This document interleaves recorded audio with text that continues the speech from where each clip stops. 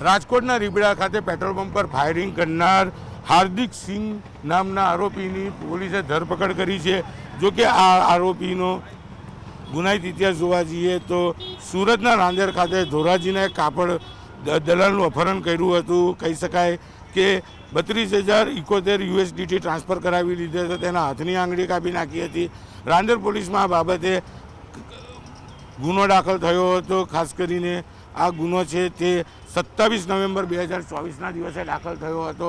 આરોપી પકડતાની સાથે જ સુરત રાંદેર અને એસઓજી પોલીસ તેને જે ઘટના સ્થળે છે ત્યાં રિકન્સ્ટ્રક્શન કરવા લઈ આવી છે। દ્રશ્ય સીધા જોઈ શકાય છે કે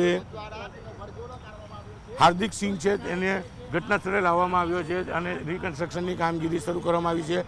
27 નવેમ્બરના દિવસે કાપડ દલાલનું અપહરણ કરી USDT ટ્રાન્સફર કરાવવાનો એક ગુનો દાખલ થયો હતો।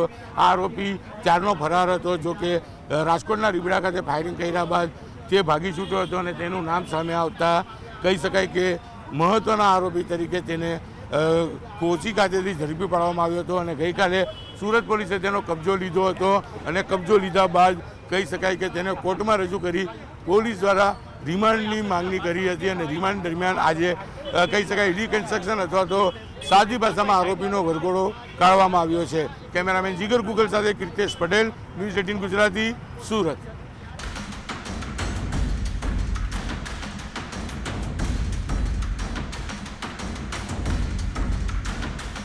રાજકોટના રીબડા ખાતે પેટ્રોલ પંપ પર ફાયરિંગ કરનાર હાર્દિક સિંહ નામના આરોપીની પોલીસે ધરપકડ કરી છે।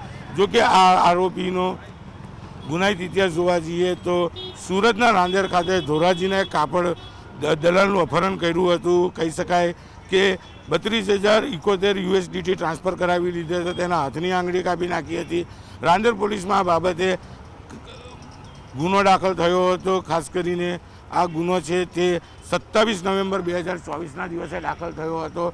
આરોપી પકડતાની સાથે જ સુરત રાંદેર અને એસઓજી પોલીસ તેને જે ઘટના સ્થળે છે ત્યાં રિકન્સ્ટ્રક્શન કરવા લઈ આવી છે। દ્રશ્ય સીધા જોઈ શકાય છે કે હાર્દિક સિંહ છે તેને ઘટના સ્થળે લાવવામાં આવ્યો છે અને રિકન્સ્ટ્રક્શનની કામગીરી શરૂ કરવામાં આવી છે।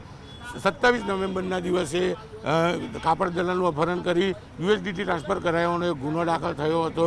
આ આરોપી ત્યારનો ફરાર હતો। જો કે રાજકોટના રીબડા ખાતે ફાયરિંગ કર્યા બાદ તે ભાગી છૂટ્યો હતો અને તેનું નામ સામે આવતા કહી શકાય કે મહત્ત્વના આરોપી તરીકે તેને કોચી ખાતેથી ઝડપી પાડવામાં આવ્યો હતો અને ગઈકાલે સુરત પોલીસે તેનો કબજો લીધો હતો અને કબજો લીધા બાદ કહી શકાય કે તેને કોર્ટમાં રજૂ કરી પોલીસ દ્વારા રિમાન્ડની માંગણી કરી હતી અને રિમાન્ડ દરમિયાન આજે કહી શકાય રિકન્સ્ટ્રક્શન અથવા તો સાદી ભાષામાં આરોપીનો વરઘોડો કાઢવામાં આવ્યો છે। કેમેરામેન જીગર ગુગલ સાથે કીર્તેશ પટેલ, ન્યૂઝ 18 ગુજરાતી, સુરત।